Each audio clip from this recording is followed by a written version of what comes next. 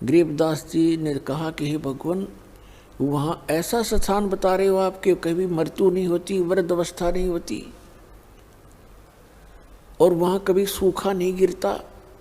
क्योंकि जिस समय गरीबदास साहिब जी छुडानी गांव में जन्मे थे, वहाँ मरुस्थल जैसा पृथ्वी थी, मरुस्थल जैसी।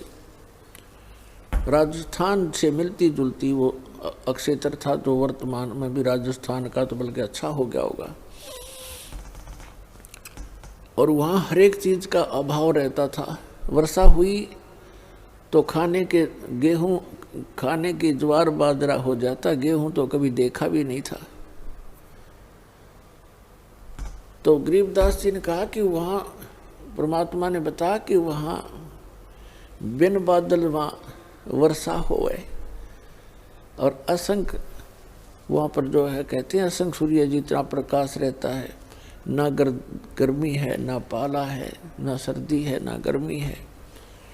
और सदाबहार पेड़ हैं, अंगूरों के गुच्छे लगे रहते हैं, प्रत्येक के महल के सामने पार्क हैं, फुहारे हैं, बहुत अच्छे बगीचे हैं, और बहुत सुंदर पहाड़ हैं वहाँ के। यहाँ तो मिट्टी के पहाड़ हैं, वहाँ पर हीरे और मोतियों के पहाड़ हैं, सुंदर मिट्टी है, उसके अंदर फलदार सदाबहार पेड़ पौधे हैं। गरीबदास जी ऐसे सुन रहे थे जैसे वो आत्मा उनकी सतलोक में ही घूम रही हो। वो परमात्मा बताते जा रहे थे और वो कल्पना करते जा रहे थे।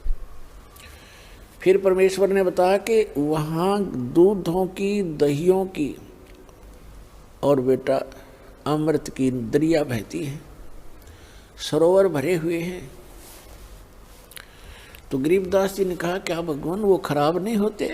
क्योंकि यहाँ तो दूध ऐसा है 2 घंटे रख दे गर्मियों में, फिर उसने गर्म करे तो फट जा, बांस उठ जा। तो वहाँ दूध के दरिया चलती हैं, दूध के भरे रहते हैं सरोवर, समुद्र, तो खराब नहीं होते।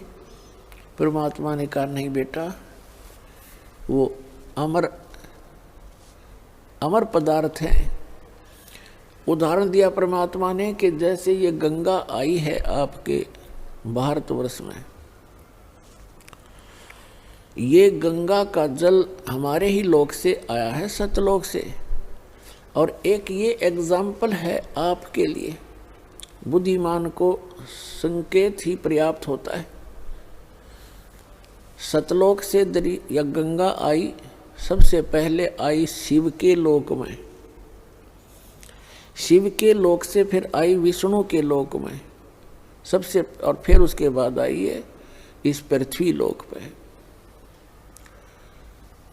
इसके आने का तरीका परमात्मा की रजा और उसका, अब उसको साइंटिफिक तरीके से किसी तरह लगा लो। वहाँ से नीचे आई, फिर वहाँ से नीचे वाष्प बनकर पृथ्वी पर आई, या हिमालय के ऊपर आकर के ये बर्फ रूप में विद्यमान हुई, और हो ही रही है। हुई क्या, ये तो आ ही रही है, वहीं से चलकर आ रही है।